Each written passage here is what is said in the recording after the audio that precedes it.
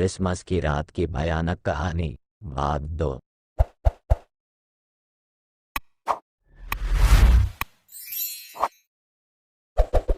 साल बीत चुका था और जॉनसन परिवार उस भयावह क्रिसमस की पूर्व संध्या की भयानक घटनाओं और उसके बाद के आध्यात्मिक अनुभवों को भूल गया था।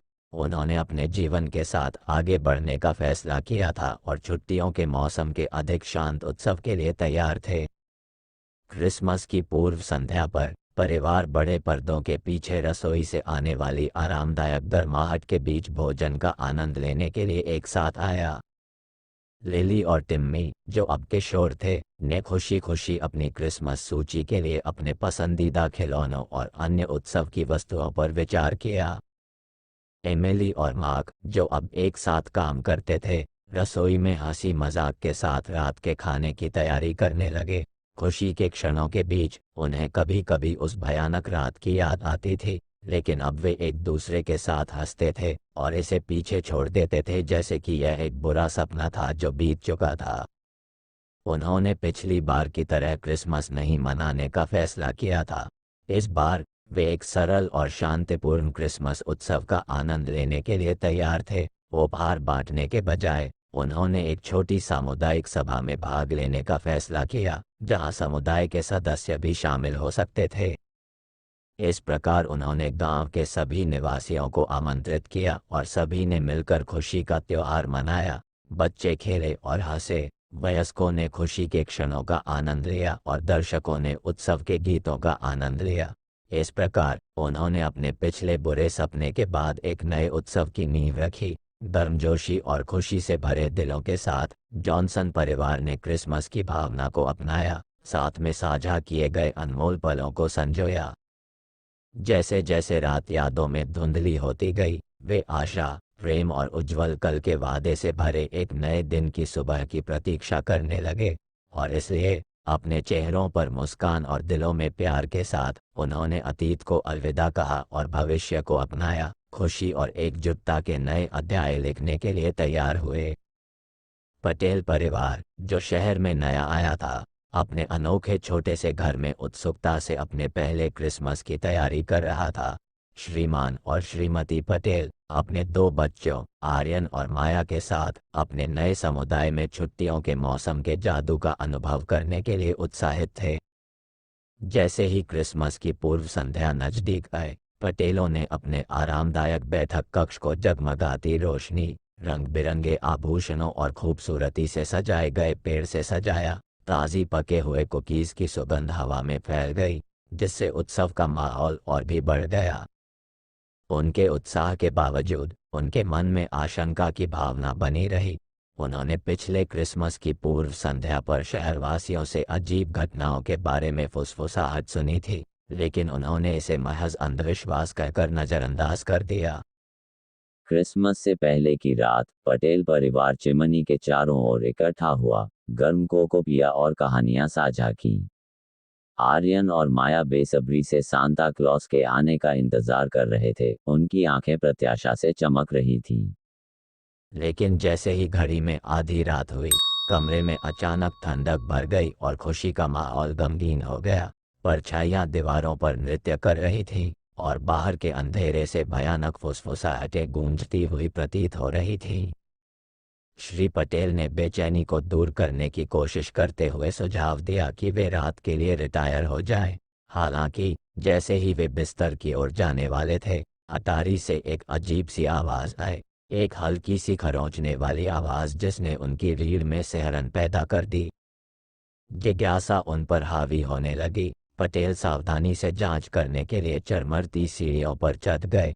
जैसे ही वे अटारी के दरवाजे पर पहुंचे, वह अपने आप खुल गया, जिससे पुराने बक्सों और भूले हुए सामानों से भरी एक मंद रोशनी वाली जगह दिखाई दी। धूल भरी कलाकृतियों के बीच उन्हें एक खराब पत्रिका मिली, जिसके पन्ने उम्र के साथ पीले हो गए थे। जैसे ही उन्होंने इसकी सामग्री को पलटा, वे पिछले क्रिसमस की पूर्व संध्या के वृत्तांतों पर ठोकर खा गए। रहस्यमय ढंग से गायब होने और अस्पष्टीकृत घटनाओं की कहानियां जिन्होंने पीढ़ियों तक शहर को परेशान किया। अचानक हवा के एक झोंके ने मोमबत्तियां बुझा दी, जिससे अटारी में अंधेरा छा गया। पटेल परिवार में भय व्याप्त हो गया क्योंकि उन्हें एहसास हुआ कि वे अकेले नहीं हैं। उनके चारों ओर फुसफुसाहट गूंज रही थी और छायादार आकृतियां कमरे के कोनों में छिप गईं। कांपते हाथों से श्रीमती पटेल ने प्रार्थना की, इस उम्मीद में कि जो भी द्वेषपूर्ण शक्ति फैलाई गई थी उसे दूर किया जाए। धीरे धीरे फुसफुसाहटें खत्म हो गईं और परछाइयां पीछे हट गईं, जिससे परिवार हिल गया लेकिन कोई नुकसान नहीं हुआ। क्रिसमस की सुबह जैसे ही भोर हुई, पटेल हाथ में पत्रिका लेकर अटारी से बाहर निकले। हालांकि शहर में उनका पहला क्रिसमस अप्रत्याशित भय से भरा हुआ था, फिर भी वे एक परिवार के रूप में छुट्टियों के मौसम की सच्ची भावना को अपनाने के लिए तैयार होकर आगे आने वाली सभी चुनौतियों का सामना करने के लिए दृढ़ थे। जैसे ही पटेल अटारी से नीचे उतरे, उन्हें अपने ऊपर एक अजीब सी अनुभूति महसूस हुई। हवा में झुनझुनी, मानो क्रिसमस के जादू ने उन्हें घेर लिया हो। दृढ़ संकल्प की एक नई भावना के साथ उन्होंने उन रहस्यों को गहराई से जानने का फैसला किया जिन्होंने उनके नए शहर को इतने लंबे समय तक परेशान किया था। उन्हें मिली पुरानी पत्रिका के साथ पटेल क्रिसमस की पूर्व संध्या की अजीब घटनाओं के पीछे की सच्चाई को उजागर करने की खोज में निकल पड़े। उन्होंने पत्रिका के पन्नों को खंगालने, गुप्त संदेशों को समझने और उनसे पहले आए लोगों द्वारा छोड़े गए सुरागों को जोड़ने में कई दिन बिताए। उनकी जांच उन्हें शहर के बाहरी इलाके में एक प्राचीन कब्रिस्तान तक ले गई, जहां उन्हें ऊंचे पेड़ों के बीच छिपा हुआ एक भूला हुआ मकबरा मिला।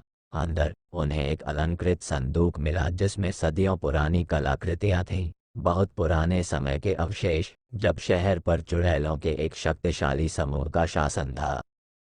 जैसे जैसे वे शहर के इतिहास में गहराई से उतरे, पटेलों को एक गहरे रहस्य का पता चला। चुड़ैलों द्वारा भूमि पर लगाया गया एक श्राप, जो सदियों पहले उन पर हुए अन्याय का बदला लेना चाहते थे। जर्नल के अनुसार यह अभिशाप क्रिसमस की पूर्व संध्या पर प्रकट होगा, जिससे शहरवासियों पर अराजकता और आतंक फैल जाएगा। अभिशाप को तोड़ने और अपने नए घर में शांति लाने के लिए दृढ़ संकल्पित पटेलों ने शहर के बाहरी इलाके में रहने वाले प्राचीन ज्ञान के संरक्षक, एक बुद्धिमान बुजुर्ग की मदद मांगी। उनके मार्गदर्शन से वे अभिशाप के स्रोत का सामना करने और उसके आतंक के शासन को हमेशा के लिए समाप्त करने के लिए एक खतरनाक यात्रा पर निकल पड़े। जंगल के बीचों बीच गहराई में उतरते हुए वे एक साफ स्थान पर पहुंचे जहां एक प्राचीन ओक का पेड़ खड़ा था, जिसकी नुकीली शाखाएं आकाश की ओर फैली हुई थीं। इसकी जड़ों के नीचे चुड़ैलों का विश्राम स्थल है। उनकी आत्माएं उस श्राप के कारण जमीन पर बंधी हुई हैं जो उन्होंने बहुत पहले दिया था। बुजुर्गों के मार्गदर्शन से पटेलों ने एक शक्तिशाली अनुष्ठान किया, जिसमें चुड़ैलों की आत्माओं का आह्वान किया गया और दया और क्षमा की याचना की गई। जैसे ही शब्द समाशोधन के माध्यम से गूंजते हैं, ओक के पेड़ पर एक हल्की चमक छा जाती है और भूमि पर शांति की भावना छा जाती है। आखिरकार अभिशाप टूट गया और शहर उस अंधकार की पकड़ से मुक्त हो गया जिसने इसे सदियों से त्रस्त कर रखा था।